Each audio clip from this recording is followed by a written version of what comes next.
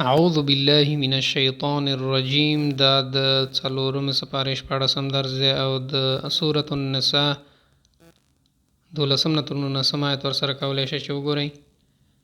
فلکم الربع پس تاسو دا څلورمه برخه، الثمن اتمه برخه، کلالة مفهوم دی چې بی پلاره او بی اولاده، او اخت یا خوروی،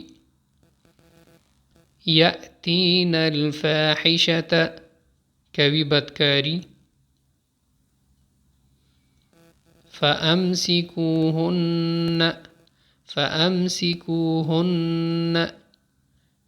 مفهوم دی چې نو بندي کړئ هغوی، نو بندي یا نو بندي کړئ هغوی.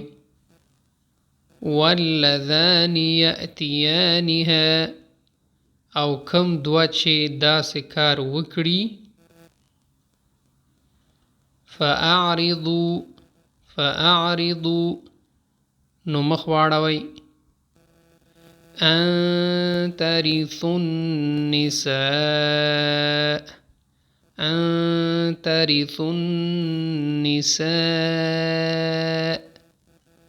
چې وارثان شئ تاسو د ښځو. لا تعضلوهن ممنع کوئ تاسو هغوی. امید ده درس مزه شوی، نو سره چې شیر کړئ. الله عمل شه.